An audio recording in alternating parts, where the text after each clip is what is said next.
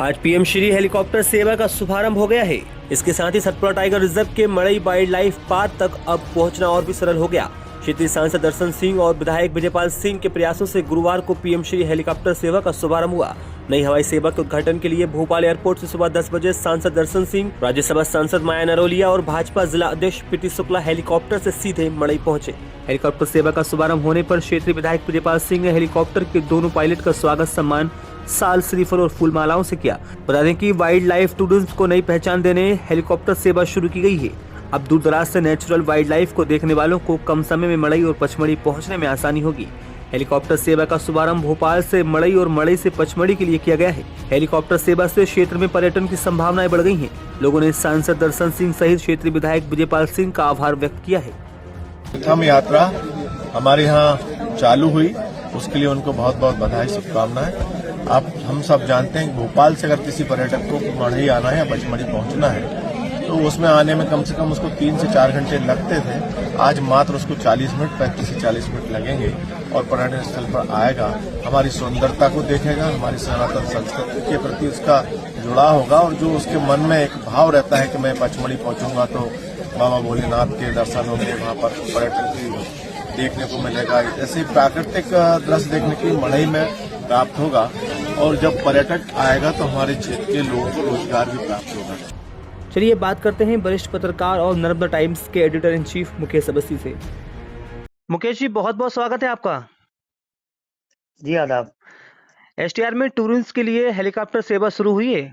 बिल्कुल, मैं आपको बताना चाहूंगा कि सतपुड़ा टाइगर रिजर्व की जो नींव रखी थी जी, वो हमारे नरसिंहपुर होशंगाबाद संसदीय क्षेत्र के जो प्रथम सांसद थे जी, सैयद मूसा, उनकी ये देन है। उनका सपना था ये टाइगर रिजर्व को डेवलप करना।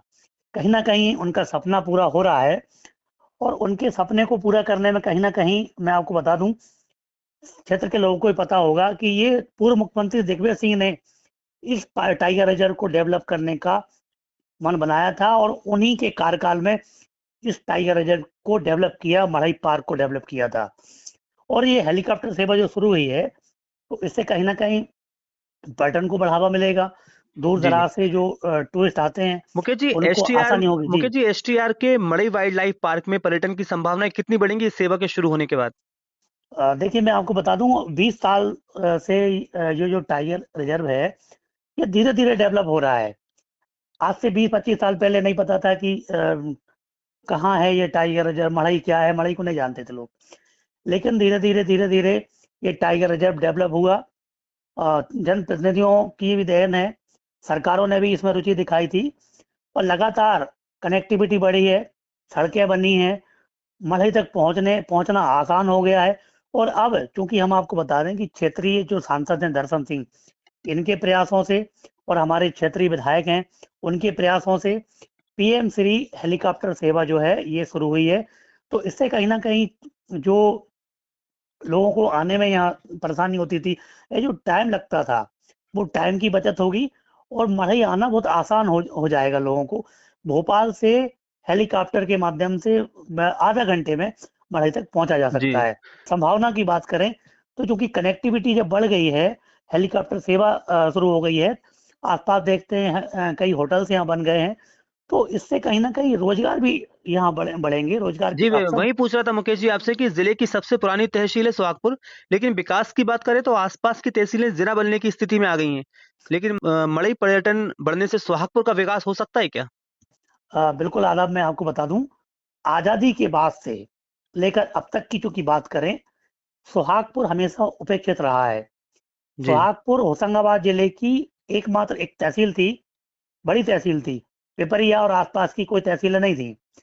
लेकिन ये सोहागपुर का दुर्भाग्य रहा है कि सोहागपुर के आसपास के जो शहर हैं वो बड़े हो गए हैं, डेवलपमेंट वहाँ हुआ है, वहाँ व्यापार बढ़ा है और आज वो जिला बनने की स्थिति में है।